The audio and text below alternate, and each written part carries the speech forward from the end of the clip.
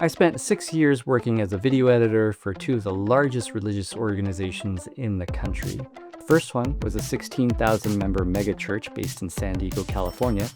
And the second boasted a nationally televised sermon-based television show that aired on tons of cable stations around the country and even the world. So what are the 5 things I learned that might surprise you? Hey, before we get started, if I haven't met you yet, my name is Paul and welcome to my channel. If this is your first time here, welcome. Feel free to check out the videos and see if this is a channel for you. And if this isn't your first time, welcome back. Good to see you.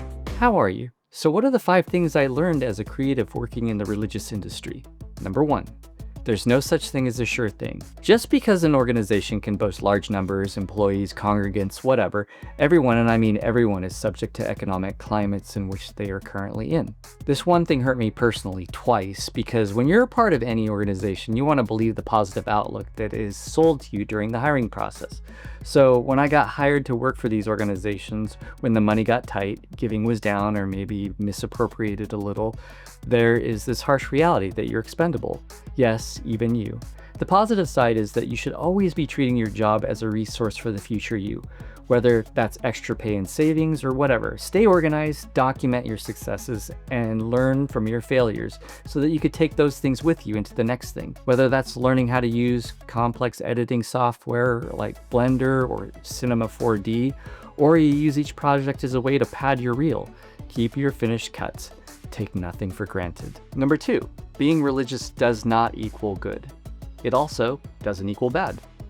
I've been a part of organizations that feed the homeless, give toys to kids at Christmas, give counseling to couples on the verge of divorce. The megachurch that I worked for, give until it hurt. And ultimately, that speaks to the heart of the organization. So before you assume that every megachurch in the country suffers from the same set of problems, whether you think all celebrity pastors suffer from narcissism, or you think that large churches misallocate funds in some sort of nefarious attempt to build the pastor's mansion, that's not necessarily true, most of the time. On the other hand, I can confirm, just like any other organization, when things are bad, they suffer from the same things that everyone else does. So for instance, as staff members, we've been asked not to speak to the media if there was negative news piece floating around locally, or if someone is let go for reasons. There's a spirit of protecting privacy that might seem weird, but ultimately these organizations are run by human beings, so do with that what you will. Just know it's not all roses, and it's not all manure either. Nice can be dangerous.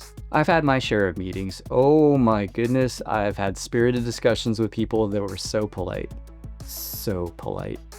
But just like anywhere else, there will always be people that might be smiling to your face while you're in that meeting or when you're going over projects that might not be so good. So my only advice in those situations is to always remember to document everything from day one. Save your email interactions, text messages, maybe even voice record notes from meetings so that your accuracy is never in question. Meet frequently with your supervisors or leaders. And make sure everyone is on the same page with everything. And this one has hurt me on more than one occasion. Let everyone know what your role is in just about everything you're doing. Because if they don't know what you're doing, they can't verify you're doing anything at all. So always tell someone what you're working on or what you know how to do. This unfortunately has been my only regret over the past 6 years, was not making my knowledge public enough for my bosses. But isn't that why we're here now? If nothing else, this is a letter to future me. I have your back, homie. Professional isn't so easy to define. What do I mean by that? It's kind of like the word cinematic. It just means different things to different people. I've worked for organizations that want you to dress up, coat, jacket, the whole nine. And I have worked for organizations that just want you to do your job with excellence, and your clothes are more a reflection of your personal expression. So I do have something to say about that. If you're asked to dress up, you must know that appearances are everything to them. It's a little bit of that if you look the part, then you'll be the part, and you need to accept all that that comes with. The bad is that it's a bit of that outside-in mentality. Does that work? I personally believe that it does create a standard of being professional, but see point 3. It doesn't mean that it changes bad people into good. They just might smell nicer. Maybe. Number 5, you are hired for your expertise, but not your loyalty. This relates to there being no such thing as a sure thing, and it always comes back to the idea of what will take you farthest when it comes to work, and that's the idea of humility. You don't work anywhere because people like you, although that doesn't hurt. You're there because you're able to do something that the company needs when they need it. They might like you, you might have tons of positive, uplifting conversations, you might even win Employee of the Month. But the second you're not needed, or worse, the moment you're redundant, you might be the next one out. No notice, no hard feelings. That's just business being business, and is the harsh reality of just working in the modern economy.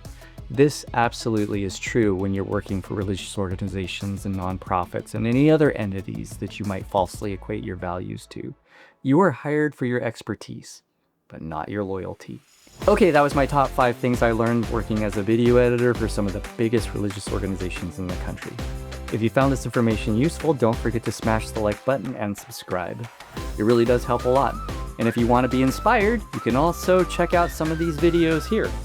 Or if you want to hear my opinion on things, you should go ahead and go here.